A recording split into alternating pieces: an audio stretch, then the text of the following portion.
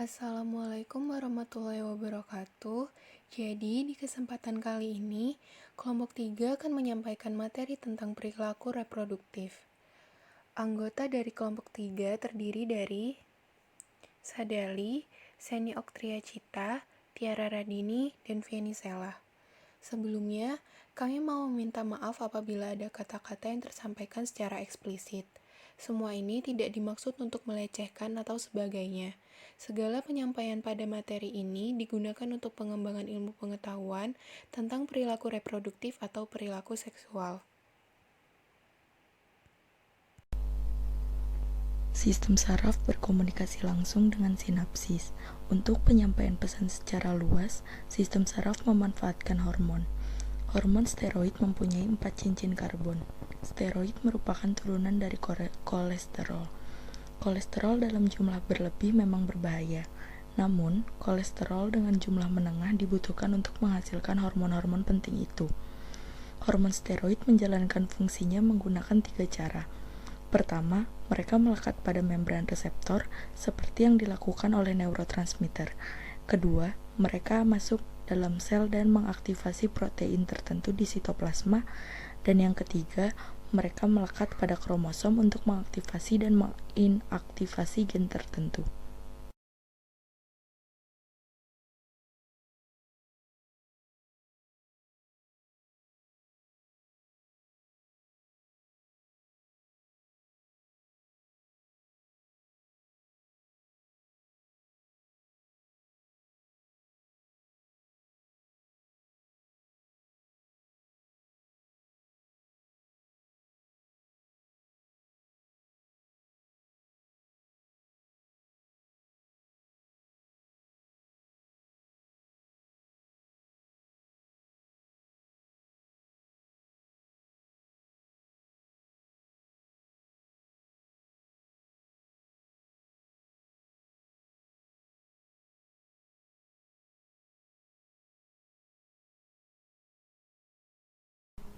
Hormon seks seperti hormon estrogen, progesteron, dan androgen merupakan hormon steroid kategori khusus.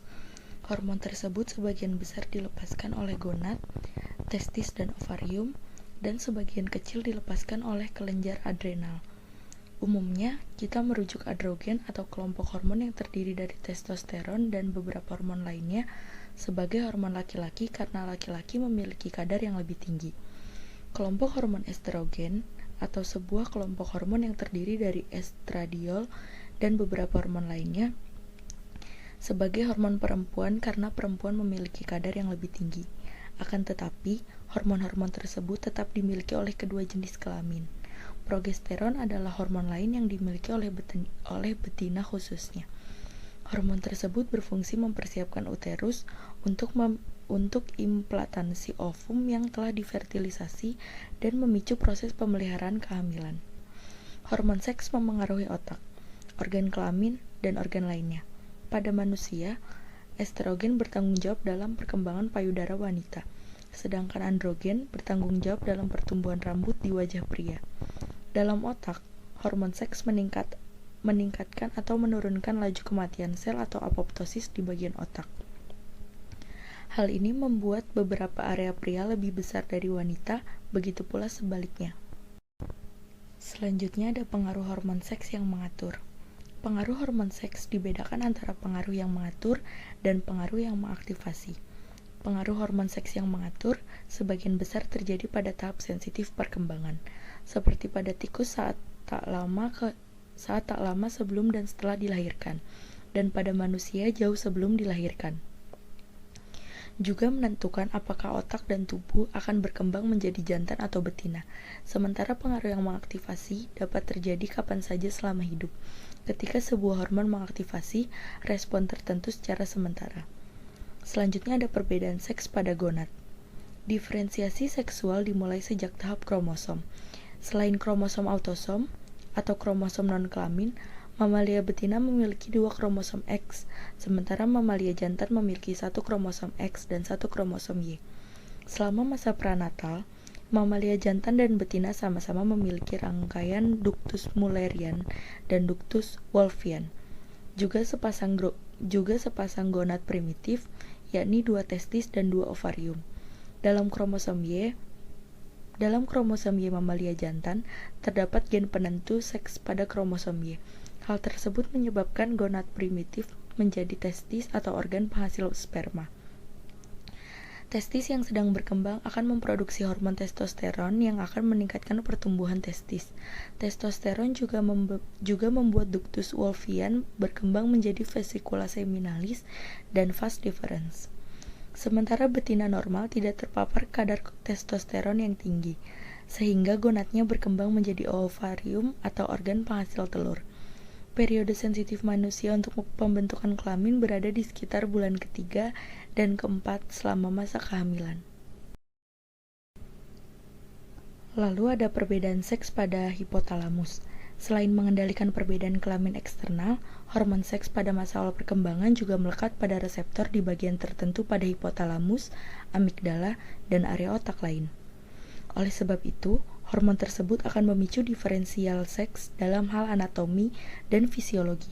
Contohnya adalah sebuah bagian di hipotalamus anterior yang disebut nukleus dimorfik seksual, yang berukuran lebih besar pada jantan dibanding betina. Juga berperan dalam pengendalian perilaku seksual jantan. Bagian hipotalamus pada betina dapat membuat pola pelepasan hormon bersiklus seperti siklus menstruasi. Testosteron dan estradiol memiliki struktur kimia yang sangat mirip. Sebuah enzim yang ditemukan dalam otak dapat mengaromatisasi testosteron menjadi estradiol. Obat yang menghambat aromatisasi testosteron menjadi estradiol menghambat sebagian pengaruh testosteron yang mengatur perkembangan seksual, sehingga terjadi gangguan perilaku seksual jantan dan fertilisasi secara permanen. Pada masa awal periode sensitif, banyak spesies mamalia yang sedang berkembang. Ditemukan sebuah protein dengan nama alfa-fetoprotein dalam peredaran darah yang tidak ditemukan pada individu dewasa. Alfa-fetoprotein berkaitan dengan estrogen serta menghalanginya keluar dari peredaran darah dan mencegahnya masuk ke dalam sel yang sedang berkembang pada periode awal. Testosteron tidak berikatan dengan alfa-fetoprotein sehingga testosteron bebas masuk ke dalam sel. Di dalam sel, testosteron diubah oleh enzim menjadi estradiol. Artinya, testosteron merupakan jalan mendapatkan estradiol ke dalam sel, ketika estradiol tidak dapat meninggalkan peredaran darah. Penyuntikan estradiol kadar tinggi justru memaskulinasi perkembangan hewan pengerat betina. Kadar estradiol normal masih dapat diikat oleh alfa-fetoprotein. Tetapi kadar tinggi estradiol melebihi kemampuan pengikatan alfa-fetoprotein sehingga menyebabkan estradiol masuk ke dalam sel untuk memaskulinasi. Jadi, aktivasi dari kadar hormon testosteron dan estradiol memberikan pengaruh berupa mengubah perilaku secara sementara. Tidak hanya pada masa awal periode sensitif, tetapi setiap saat selama kita hidup. Jadi perilaku yang ditimbulkan juga dapat mempengaruhi sekresi hormon. Seperti contohnya ketika sepasang burung sedang bercumbu, tiap tahap perilakunya itu memicu perubahan hormon yang mengubah kesiapan perilaku selanjutnya. Akan tetapi, proses hormon yang memunculkan perilaku seksual itu tidak terjadi begitu saja. Terdapat proses yang terjadi berupa perubahan aktivitas otak untuk merespons stimulus yang mengakibatkan perubahan sensitivitas pada penis, vagina, dan juga serviks. Hormon yang mengaktifasi juga memberikan penguatan sensasi. Nah, hormon itu mempengaruhi seks dengan dua cara. Yang pertama, dengan mempengaruhi perkembangan mulai dari konsepsi sampai kematangan seksual. Lalu yang kedua, dengan mengaktifkan perilaku terkait reproduksi pada orang dewasa yang telah matang secara seksual. Selanjutnya, pengaruh hormon seks yang mengaktifasi. Nah, jadi gini, hormon seks itu mengaktifasi sebagian perilaku seksual melalui sensasi. Nah, yang pertama itu ada hormon estrogen. Nah, hormon estrogen itu fungsinya untuk meningkatkan sensitivitas saraf pudendal. Saraf pudendal itu apa? Saraf pudendal itu saraf yang mengirimkan stimulasi rabaan di area pubis menuju ke otak. Nah, Terus hormon seks itu berikatan dengan reseptor yang meningkatkan respon bagian-bagian tertentu pada hipotalamus. Nah, bagian-bagiannya itu seperti nukleus ventromedial yang pertama, terus yang kedua medial praoptic area atau MPOA, terus juga ada hipotalamus anterior. Nah, di bagian MPOA ini terjadi pelepasan dopamin yang dibantu oleh testosteron dan steroid. Yang semakin banyak dopaminnya, maka akan meningkatkan kesempatan terjadinya kopulasi atau sanggama pada jantan. Maksud dari kopulasi atau sanggama pada jantan itu seperti kegiatan menempelkan alat kelamin si jantan kepada betinanya, laki-laki pada wanita. Nah, terus juga ada di bagian anterior hipotalamus itu ada yang namanya sexually dimorphic nucleus atau SDN. Nah, di mana SDN itu jumlahnya lebih besar pada laki-laki daripada wanita. Makanya fungsinya dari SDN ini untuk meningkatkan perilaku seksual pada pria. Nah, kan tadi saya sempat menyinggung tentang dopamin. Nah, dopamin itu memiliki konsentrasi yang terbagi menjadi dua. Nah, ada konsentrasi menengah. Konsentrasi menengah itu menstimulasi D1 dan D5 yang fungsinya untuk memfasilitasi reaksi penis dan postur-postur yang menandakan kesiapan untuk dibuahi. Nah, terus juga ada konsentrasi tinggi. Nah, konsentrasi tinggi ini menstimulasi D2 yang fungsinya untuk memicu orgasme. Nah, kalau dopamin kan menstimulasi aktivitas seksual, beda lagi dengan neurotransmitter serotonin. Neurotransmitter serotonin itu justru menginhibisi dengan cara menghalangi pelepasan dopamin jika kita lagi minum obat-obat antidepresan.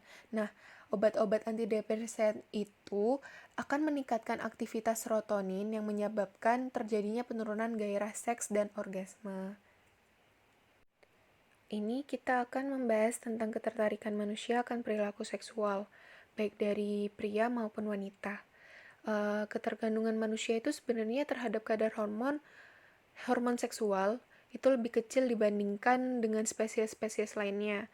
Kita bahas dulu pada pria. Pada pria itu kenikmatan seksual tertinggi terjadi ketika kadar testosteronnya itu berada pada level tertinggi sekitar umur 15-25 tahun. Hormon oksitosin itu juga berperan dalam kenikmatan seksual. Tubuh melepaskan oksitosin dalam jumlah yang besar selama orgasme berlangsung. Konsentrasinya akan mencapai 3 kali lipat di atas kadar normal dalam darah. Nah, secara umum, penurunan kadar testosteron itu akan menurunkan kenikmatan seksual pada pria. Terlebih lagi kalau terjadi pengebirian pada laki-laki. Nah, tapi hal tersebut itu tidak bisa dijadikan alasan yang umum penyebab terjadinya impotensi. Nah, impotensi itu apa? Impotensi itu ketidakmampuan ereksi. Nah, impotensi ini biasanya itu disebabkan karena gangguan peredaran darah, gangguan saraf, reaksi obat-obatan, terus juga ketegangan psikologis. Nah, saat ereksi itu testosteron meningkatkan pelepasan nitrit oksida atau NO yang memfasilitasi neuron-neuron hipotalamus dan meningkatkan aliran darah menuju penis. Nah, selanjutnya pada perempuan ya, pada wanita. Berbeda dengan laki-laki, kelenjar hipotalamus dan pituitari berinteraksi dengan ovarium untuk menghasilkan siklus menstruasi pada wanita. Biasanya periode kadar hormon dan kesuburan mengalami perubahan terus-menerus sekitar 28 hari. Nah, ini diilustrasikan dengan gambar siklus menstruasi wanita secara umum. Nah, siklus menstruasinya itu ada apa aja? Ada fase pertama itu fase menstruasi, terus 2 fase folikuler, terus yang ketiga fase ovulasi, dan fase keempat adalah luteal. Nah, sebenarnya ini terjadi terus-menerus ya, jadi nggak secara numerikal gitu loh. Sampai kita mengalami masa menopause di masa-masa lansia biasanya. Menopause itu masa dimana kita sudah nggak haid lagi, sudah tidak bisa, kemungkinan hamil itu sangat kecil. Nah, terus seringkali kan wanita itu ngerasakan kram perut ya, bahkan mood swing yang diakibatkan oleh ketidakseimbangan hormon dan senyawa kimia otak yang berhubungan dengan pengaturan suasana hati ketika akan mengalami masa haid. Nah, di masa itu menandakan bahwa kita wanita sudah memasuki fase menstruasi yang dimana lapisan rahim menebal. Nah, dimulai dari setelah akhir periode menstruasi, pituitary anterior itu akan melepaskan follicle stimulating hormone atau FSH yang disebut fase folikuler yang akan memicu pertumbuhan folikel dalam ovarium. Nah, folikel itu fungsinya apa? Folikel itu akan memberikan nutrisi kepada ovum dan menghasilkan beberapa tipe estrogen termasuk estradiol. Lalu pada pertengahan siklus menstruasi, folikel itu membentuk reseptor FSH terus-menerus. Jadi, walaupun terjadi penurunan konsentrasi FSH di dalam darah, pengaruh FSH pada folikel itu justru meningkat. Nah, sebagai akibatnya, folikel itu memproduksi estradiol dalam jumlah yang semakin banyak. Nah, meningkatnya pelepasan estradiol akan menyebabkan meningkatnya pelepasan FSH yang juga melepaskan luteinizing hormone atau LH. Nah, LH ini dari pituitary anterior. Nah, fase ini tuh dinamai fase ovulasi. Nah, gabungan dari pengaruh FSH dan LH ini menyebabkan folikel melepaskan ovum. Nah, di fase ini tuh bisa dikaitkan dengan gimana obat pencegahan kehamilan itu bekerja. Nah, cara kerja yang pertama itu diakibatkan karena ada kayak semacam mengganggu siklus umpan balik normal antara ovarium dan pituitari. Nah, yang kedua itu juga mencegah pelepasan FSH dan LH, terus juga terjadi seperti pengentalan lendir. Nah, pengentalan lendir ini mengakibatkan menghambat sperma bertemu dengan telur, terus juga mencegah implantasi ovum dari uterus. Selanjutnya di fase luteal itu corpus luteum atau sisa-sisa folikel melepaskan hormon progesteron yang mempersiapkan uterus untuk implantasi ovum yang telah difertilisasi. Progesteron juga menginhibisi pelepasan LH lebih lanjut. Selanjutnya, pada masa akhir siklus menstruasi terjadi penurunan kadar semua hormon.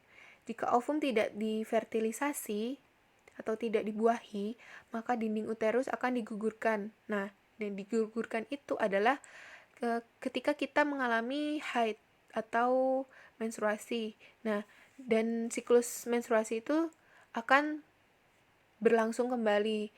Jadi mengulang-ulang seperti yang biasa kita rasakan itu. Nah, terus itu juga ada kemungkinan yang kedua, itu jika ovum difertilisasi atau ketika ovum itu dibuahi oleh sperma. Nah, kalau sudah ovum dibuahi oleh sperma, maka akan terjadi peningkatan terhadap kadar hormon estradiol dan juga progesteron selama masa kehamilan.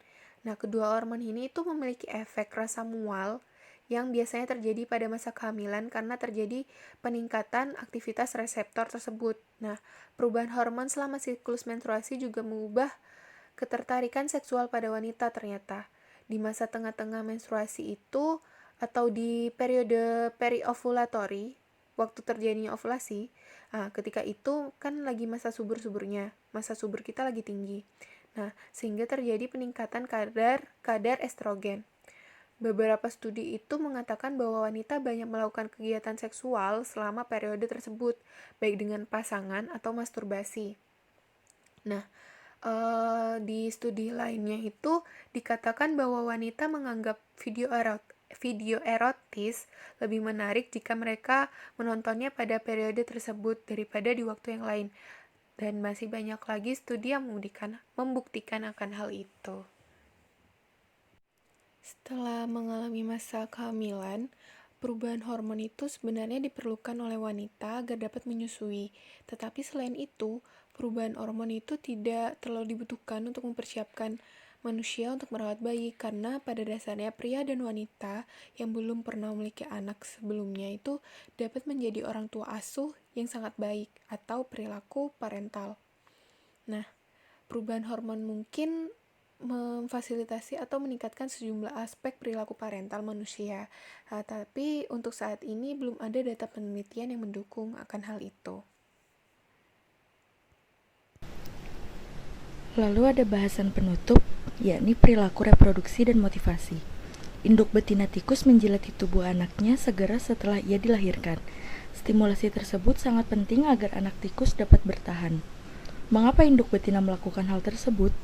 Mungkin ia tidak mengerti bahwa menjilat dapat membuat anaknya bertahan.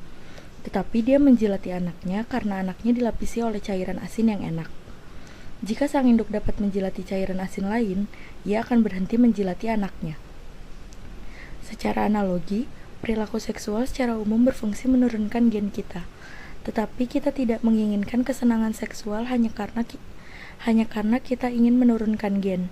Bahkan, banyak orang yang menghindari memiliki anak dengan menggunakan kontrasepsi. Kita telah berevolusi untuk menikmati tindakan seksual. Begitu pula dengan prinsip lapar dan haus. Kita telah berevolusi untuk menikmati tindakan yang telah meningkatkan kesempatan nenek moyang kita bertahan hidup serta berevolusi. Jadi saya akan menjelaskan tentang variasi perilaku seksual. Nah, kan tiap makhluk hidup ini pasti memiliki perbedaan ya. Tidak mungkin dong antar makhluk itu sama. Nah, termasuk dengan perilaku seksualnya. Tiap individu memiliki perbedaan dalam frekuensi aktivitas seksual, preferensi tipe aktivitas seksual, maupun orientasi seksual. Nah, jadi saya akan menjelaskan mengenai yang pertama, yaitu interpretasi evolusi perilaku pemilihan pasangan. Yang pertama, ketertarikan terhadap banyak pasangan. Secara umum yang kita ketahui bahwa pria cenderung lebih tertarik dalam hal banyak pasangan daripada wanita. Nah, ditinjau dari sudut pandang evolusi tentang penyebaran gen suatu individu. Dalam perjalanan hidup, pria itu ada dua pilihan.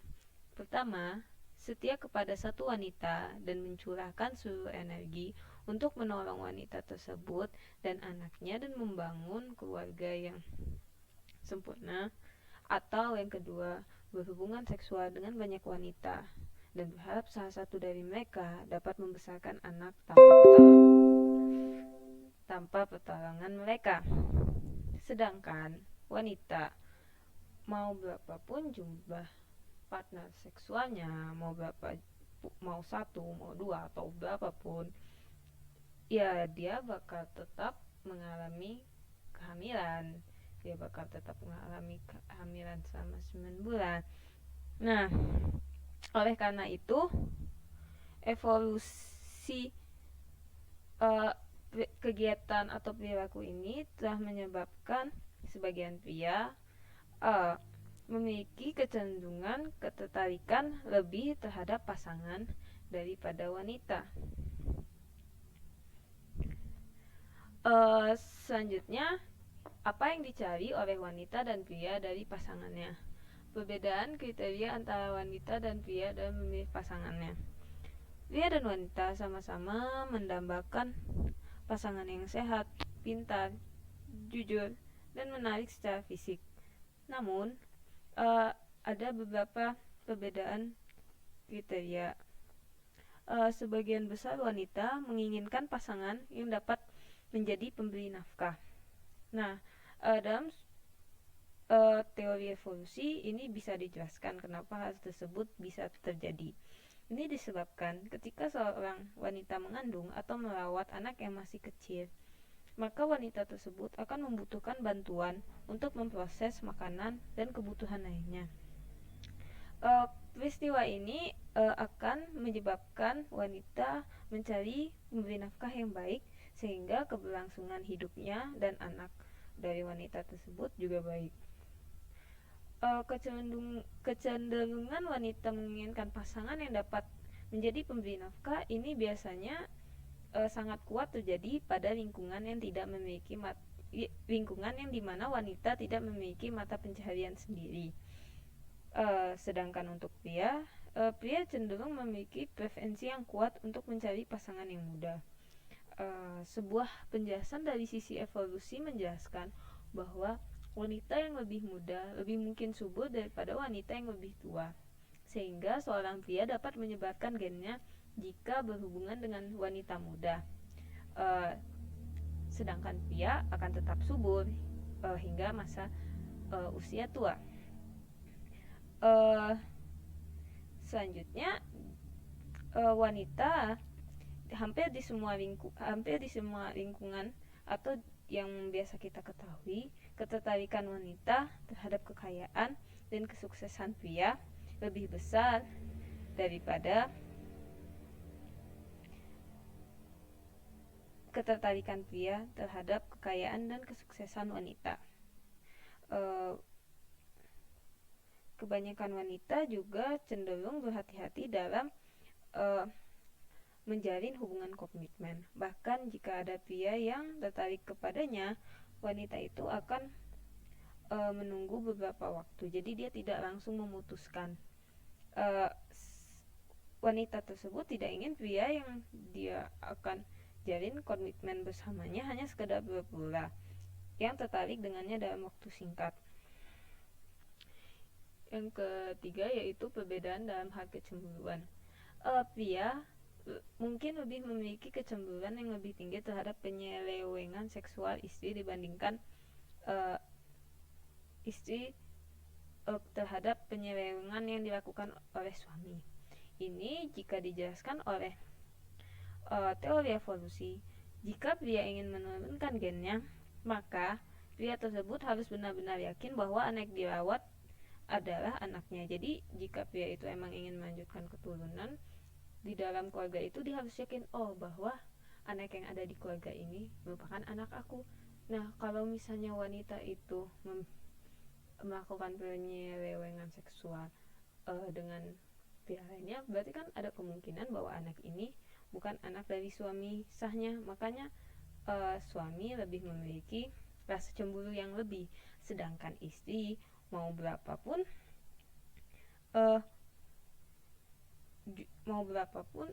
dan mau siapapun partner seksualnya, dia tetap memiliki anak yang merupakan anak kandungnya.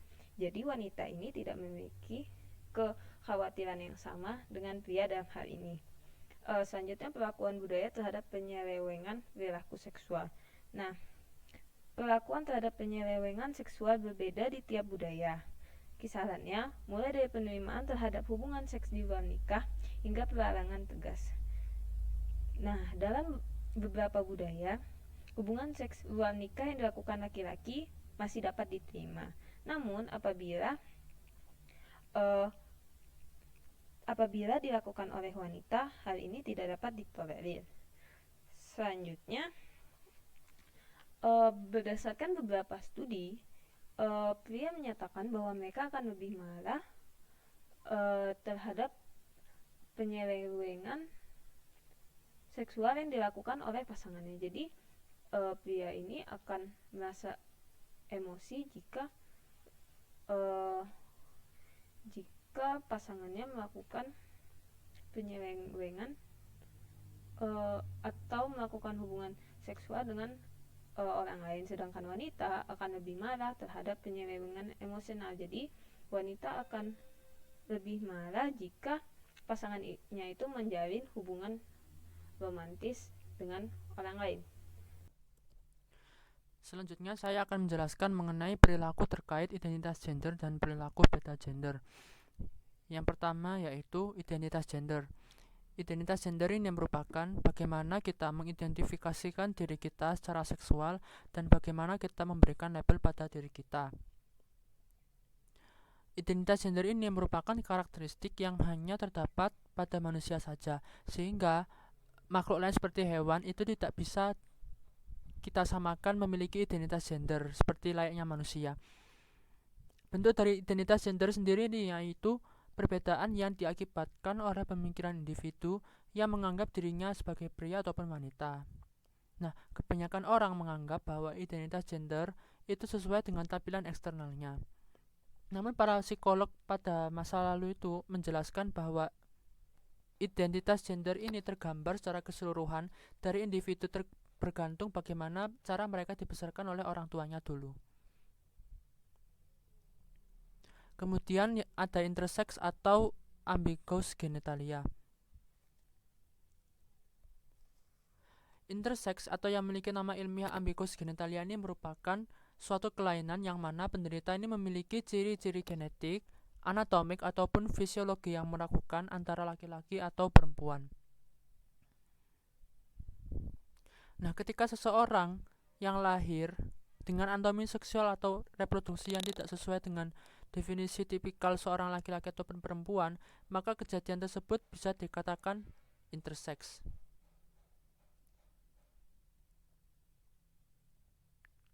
Seperti contohnya yaitu ketika seseorang lahir tampak dari luar itu seorang perempuan, namun bayi ini memiliki anatomi tipikal laki-laki di dalam. Atau dengan kata lain, seseorang yang terlahir dengan kromosom XX yaitu kromosom perempuan, namun sebuah gen SRY yang gen SRY ini merupakan penentu adanya testis bagi laki-laki. Nah, sebuah gen SRY ini mengalami translokasi dari kromosom Y ayah ke kromosom lain.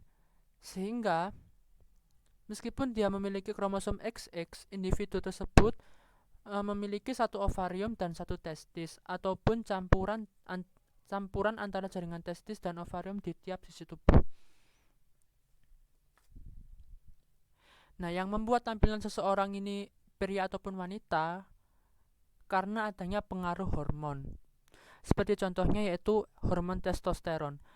Hormon testosteron ini memaskulinisasi alat kelamin pada periode awal perkembangan. Sehingga ketika individu yang memiliki gen pria atau dengan kata lain memiliki kromosom XY namun memiliki kadar testosteronnya rendah ataupun testosteronnya termutasi, mungkin orang tersebut akan mengembangkan penampilan wanita ataupun penampilan antara pria dan wanita. Nah, orang-orang yang interseksual ini jika dikaitkan dengan identitas gender sebelumnya ini, dia ini akan memiliki identitas gender yang beragam. Sebagian besar dia akan menganggap dirinya sebagai laki-laki ataupun perempuan, dan mungkin dia juga akan merasa tidak sepenuhnya dia ini laki-laki ataupun perempuan.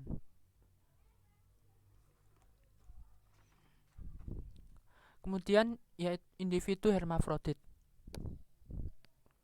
Individu hermafrodit ini merupakan individu yang memiliki dua alat kelamin ataupun individu yang mengalami perkembangan kelamin yang tidak sesuai dengan gen seks mereka.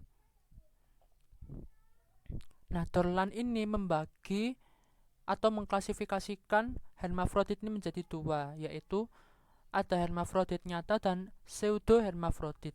Hermafrodit nyata ini sangat jarang terjadi di dunia. Untuk definisinya yaitu manusia yang memiliki kedua alat kelamin dan kedua kelenjar laki-laki maupun perempuan. Kemudian ada pseudo hermafrodit. Pseudo hermafrodit ini merupakan perkembangan seksual antara pria ataupun wanita yang mengalami keambiguitas. Atau pseudo hermafrodit ini bisa dikatakan sebagai intersex. Nah, pseudo hermafrodit ini terbagi menjadi dua. Yang pertama ada pseudo hermafrodit laki-laki dan pseudo hermafrodit perempuan. Pseudo hermafrodit laki-laki yaitu individu yang secara genetik ini seorang pria dan memiliki gonad pria atau testis, namun memiliki ciri morfologis sebagai seorang wanita. Sedangkan pseudo hermafrodit perempuan yaitu individu yang secara genetik adalah seorang wanita atau perempuan, namun memiliki gonad perempuan atau ovarium, namun memiliki ciri morfologis sebagai seorang pria. Selanjutnya yaitu interseksual karena congenital adrenal hyperplasia atau CAH. Jadi kondisi interseks ini karena perkembangan kelenjar adrenal yang berlebihan saat lahir. Untuk prosesnya yaitu ini kelenjar pituitari. Jadi kelenjar pituitari ini menyekresikan hormon ACTH atau adenocorticotrophic hormone yang berfungsi untuk menstimulasi kelenjar adrenal. Nah, hormon kortisol ini ini berfungsi untuk menghentikan sekresi hormon ACTH. Namun bagi sebagian orang yang tidak memiliki kemampuan untuk membentuk kortisol yang digunakan oleh kelenjar pituitari untuk menghentikan sekresi hormon ACTH, ini menyebabkan kelenjar adrenal menyekresikan hormon dalam jumlah yang besar.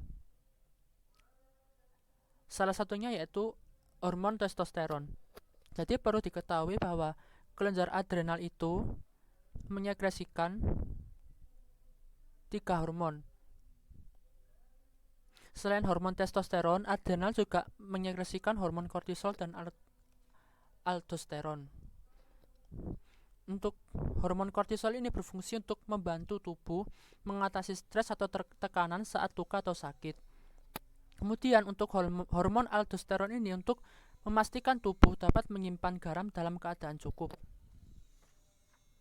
Nah, bagi pria yang memiliki hormon testosteron yang berlebih, ini tidak memberikan pengaruh yang mengganggu, namun jika kelenjar adrenal terganggu akan mengakibatkan masalah dalam retensi garam,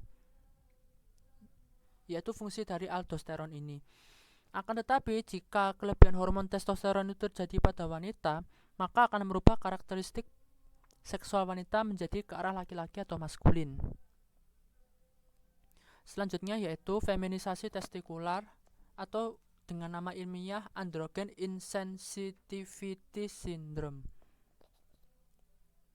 Jadi feminisasi testikular ini merupakan kondisi resesif terkait X yang mengakibatkan kegagalan maskulinisasi normal dari genitalia eksternal pada individu kromosom laki-laki.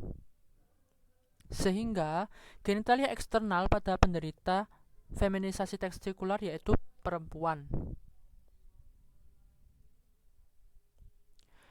Individu menghasilkan androgen dalam keadaan normal, namun mereka kekurangan reseptor androgen yang berfungsi untuk mengaktifasi gen dalam inti sel, sehingga sel menjadi tidak sensitif terhadap androgen dan seolah-olah kadar dari hormon testosteron tersebut rendah. Nah, dalam beberapa kasus ini, orang lain menganggap bahwa orang yang terkena feminisasi testikular ini berjenis kelamin perempuan sampai di masa pubertas. Orang yang mengalami feminisasi testikular ini pada saat pubertas juga mengalami perubahan fisik seperti layaknya wanita pada umumnya, seperti payudaranya juga berkembang dan pinggulnya juga melebar. Namun individu tersebut tidak mengalami menstruasi karena di dalam tubuhnya ini terdapat sepasang testis dan sebuah vagina. Namun lalu dia ini juga tidak memiliki rambut kemaluan. Ini adalah contoh dari seseorang yang mengalami feminisasi testikular. Selanjutnya yaitu ketertarikan dan preferensi anak perempuan penderita congenital adrenal hyperplasia atau CAH. Jadi individu dengan gen perempuan yang menderita CAH ini seringkali dibesarkan sebagai anak perempuan. Namun dalam otak mereka ini telah terkandung kadar testosteron yang lebih tinggi pada masa prenatal dan postnatal daripada anak perempuan yang lain. Jadi yang menjadi pertanyaan, apakah perilaku anak perempuan tersebut akan termaskulinisasi? Terdapat sebuah studi yang mengungkap bahwa saya besarkan. Nah, anak perempuan yang menderita CAH ini ditempatkan dalam sebuah ruangan yang terdapat banyak mainan. Di sini ada mainan perempuan, mainan anak laki-laki dan mainan netral. Nah, dari hasil tersebut terungkap bahwa anak perempuan penderita CAH ini merupakan pertengahan antara anak laki-laki dan anak perempuan yang normal. Kemudian ada studi lain dari Berenbaum, Duck, dan Brick yang mengungkap bahwa anak perempuan yang menderita congenital adrenal hyperplasia ini memiliki preferensi kuat pada mainan anak laki-laki. Kemudian isu-isu terkait penentuan gender dan pembesaran anak. Jadi pada tahun 1950-an itu para dokter menyarankan agar individu yang mengalami interseks ini dibesarkan sebagai anak perempuan. Bahkan jika memungkinkan, alat kelamin dari anak tersebut itu dibedah agar terlihat lebih feminim. Para dokter ini juga melakukan pembedahan yang merubah vagina jika vagina tersebut pendek diubah menjadi panjang. Namun bagi individu yang mengalami interseks ini mengalami kejadian yang tidak bahagia dengan kondisi yang dialaminya. Banyak dari mereka yang mengeluhkan terhadap perlakuan yang mereka alami, seperti vagina buatan yang didapatkan dari hasil pembedahan tersebut. Dan mereka ini harus melakukan perawatan secara teratur agar vagina yang dia dapatkan ini tidak lecet. Kemudian saat mereka juga melakukan hubungan badan dengan pasangan laki-lakinya, ini juga merasa tidak menghasilkan sensasi apapun bagi perempuan. Dan mereka tersebut juga merasa dibohongi oleh orang yang membesarkannya karena pembedahan kelamin tersebut. Sehingga dari kondisi-kondisi tersebut, banyak pakar yang merekomendasikan cara membesarkan anak yang menderita CAH ini. Yang pertama yaitu dokter harus bertindak jujur dengan keluarganya bahwa anak tersebut memiliki kelainan kelamin. Yang kedua, mengidentifikasi anak sebagai laki-laki atau perempuan berdasarkan penampilan eksternalnya. Jadi orang tua yang merawat anak yang mengalami interseks tersebut harus menentukan anaknya sebagai laki-laki atau wanita dengan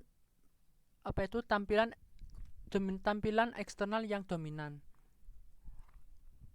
Kemudian yang ketiga, rawat anak secara konsisten sesuai dengan tampilan eksternalnya, yang artinya jika tampilan eksternalnya anak tersebut laki-laki, maka anak tersebut harus dirawat secara konsisten sampai besar dengan sebagai anak laki-laki.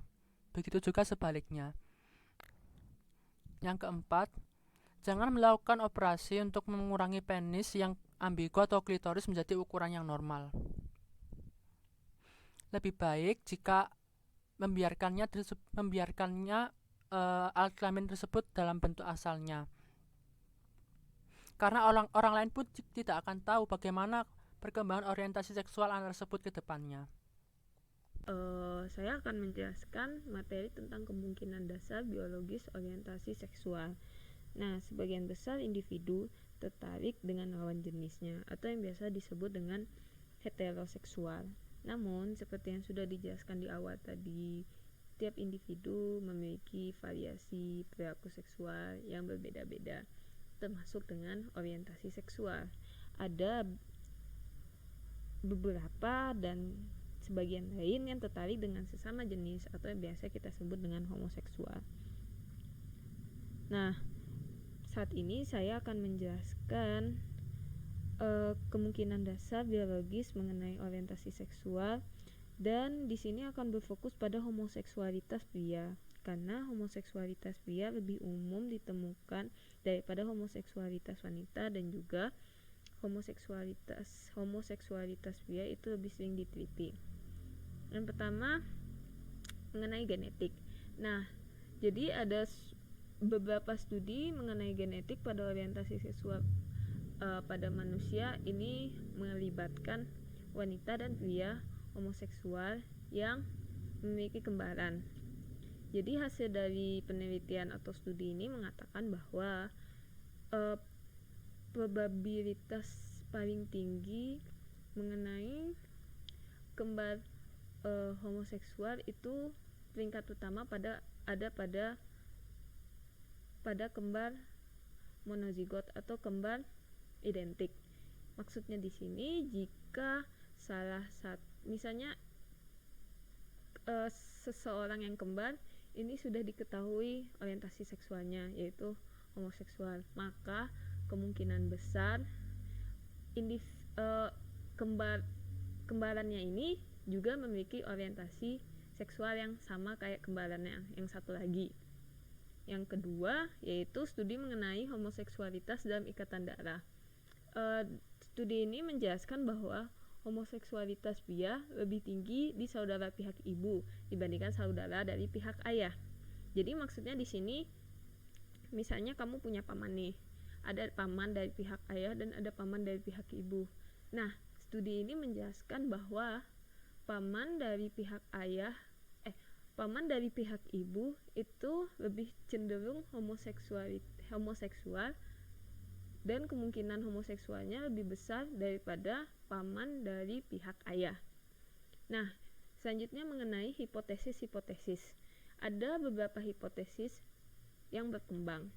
Pertama, individu homoseksual mendorong saudaranya membesarkan anak sehingga melestarikan gen yang ada di keluarga mereka. Akan tetapi, menurut data survei, kebanyakan dan sebagian besar homoseksualitas itu diusir dan tidak dianggap oleh keluarganya. Jadi, hal ini masih dipertanyakan kembali dan harus diteliti kembali. Hipotesis yang kedua, bahwa gen-gen tertentu menghasilkan homoseksualitas, mungkin pada pria dengan gen homozigot, yang menguntungkan pada pria lain, antara lain kecenderungan pertemanan dan aliansi. Jadi, gen-gen yang ada pada pria homoseksualitas ini, apa yang ada dalam diri pria homoseksualitas ini menyebabkan pria-pria hetero ingin berteman dan menjalin aliansi dengan pria homoseksual tersebut. Hipotesis lainnya yaitu gen yang menghasilkan homoseksualitas pada pria sedemikian dapat menguntungkan kerabat wanitanya dengan cara meningkatkan probabilitas kerabatnya bereproduksi sehingga menyebarkan gennya. Ada sebuah hasil studi yang mendukung hipotesis tersebut. Ibu dan bibi dari garis ibu pria homoseks secara rata-rata memiliki anak lebih banyak daripada wanita lain. Namun, semua penelitian tadi harus diuji harus diuji lagi untuk mendapatkan kebenarannya, dan semua hipotesis yang sudah dijelaskan tadi harus diuji juga untuk membuktikan apakah memang gen banyak mempengaruhi orientasi seksual. Yang kedua yaitu mengenai hormon. Nah, ada studi penelitian dengan menggunakan hewan untuk mengetahui pengaruh testosteron pada perkembangan otak. Nah, menurut Ellis dan Ames tahun 1987, orientasi seksual bergantung pada kadar testosteron dan periode sensitif perkembangan otak. Nah, jadi penelitian ini menggunakan berbagai macam hewan, mulai dari tikus, babi, hingga burung. Hasilnya menjelaskan bahwa hewan yang berjenis kelamin jantan dan terkena paparan testosteron lebih sedikit dari yang seharusnya pada masa perkembangan hewan tersebut, saat dewasa akan memperlihatkan ketertarikan hewan yang berjenis kelamin jantan juga. Sedangkan hewan betina yang banyak terkena paparan testosteron pada saat masa perkembangannya, ketika melakukan hubungan seksual, maka ia akan memperlihatkan perilaku mencoba menaiki pasangannya seperti yang dilakukan oleh hewan jantan. Yang kedua yaitu bentuk penampilan. Ada beberapa perbedaan penampilan individu antara homoseksual dan heteroseksual. Rata-rata pria heteroseksual memiliki tulang lengan, kaki, dan tangan yang lebih panjang daripada homoseksual. Sedangkan wanita homoseksual memiliki hal-hal tersebut, yakninya tulang, lengan, kaki, dan tangan lebih panjang daripada wanita heteroseksual. Dalam hal ini, pria homoseksual terfemininasi sebagian dan wanita homoseksual termaskulinisasi sebagian. Nah, adapun perbedaan bentuk tulang ini terjadi pada masa perkembangan awal, sehingga nanti akan erat kaitannya dengan masa pranatal. Selanjutnya peristiwa pranatal, pengaruh urutan lahir. Nah, anak pria yang memiliki kakak laki-laki cenderung kemungkinan orientasi seksualnya homoseksual itu lebih tinggi dibandingkan anak pria yang merupakan anak pertama. Semakin banyak jumlah kakak laki-laki yang ada, semakin besar kemungkinan kecenderungan tersebut. Yang selanjutnya, pengaruh stres prenatal dan alkohol dalam perkembangan seksual. Penelitian menggunakan tikus. Jadi, tikus yang sedang mengandung dan akan melahirkan beberapa minggu lagi diberikan pengalaman stres dengan cara menempatkan tikus itu pada suatu tempat yang diberi sinar lampu setiap hari. Nah, hasil anak dari tikus yang sudah diberikan pengalaman stres itu, dan kadang-kadang tikus itu juga diberikan paparan alkohol. Nah, hasil dari anak tikus tersebut, anak betinanya akan berperilaku normal sesuai hewan betina lainnya. Namun, anak jantan dari tikus tersebut ketika beranjak dewasa, apabila ada penjantan lainnya, ia akan mengambil sikap atau posisi menekukkan tubuh seperti postur betina ketika akan melakukan hubungan seksual. Yang selanjutnya yaitu pengaruh stres prenatal dan alkohol dalam perkembangan otak. Jadi, stres prenatal dan alkohol juga mempengaruhi perkembangan otak. Stres menyebabkan pelepasan endorfin yang memiliki efek antagonis dengan testosteron pada hipotalamus dan juga meningkatkan pelepasan hormon adrenal yaitu kortikosteron. Kortikosteron ini mengurangi pelepasan testosteron. Nah, dalam percobaan tikus yang tadi terjadi beberapa perubahan pada struktur sistem saraf akibat adanya sistem stres prenatal dan paparan alkohol. Selanjutnya yaitu anatomi otak. Ukuran suprachiasma atau SCN pada pria homoseks lebih besar dibandingkan pria heteroseks. Pada tikus yang diturunkan kadar testosteronnya pada masa perkembangan memperlihatkan abnormalitas pada suprachiasma atau preferensi terhadap pasangan seksual. Jadi, pada tikus ini preferensi terhadap pasangan seksual betina dan jantan bervariasi sesuai perubahan waktu dalam satu hari. Dalam satu hari, tikus jantan itu akan mendekati pasangan seksual jantan dan wanita pada masa awal aktivisasinya, tapi sejalan dengan berjalannya waktu, tikus tersebut akan lebih banyak mendekati pasangan seksual wanita. Nah, ada studi yang paling berpengaruh yaitu membahas daerah nukleus interstitial ketiga pada hipotalamus anterior. Jadi, Simon pada tahun 1991 melakukan penelitian dan menghasilkan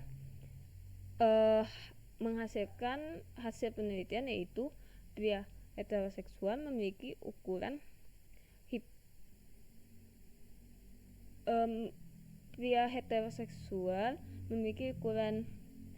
nukleus intersal ketiga pada hipotalamus anterior ini 2 kali lebih besar dari wanita heteroseks. Volume untuk pria heteroseks adalah 0,12 mm kubik, wanita heteroseks 0,056 mm kubik, dan pria homoseks yaitu 0,051 mm kubik. Antara pria dan wanita heteroseks, nukleus interstitial ketiga pada hipotalamus anterior ini lebih besar terdapat pada individu yang negatif dari HIV. Kesimpulan yang didapatkan bahwa perbedaan otak menimbulkan predisposisi bagi sebagian wanita untuk menjadi heteroseks dan sebagian homoseks. Namun, aktivitas seksual yang berbeda kemungkinan dapat menimbulkan perbedaan ukuran hipotalamus individu dewasa. Sekian presentasi dari kami. Terima kasih.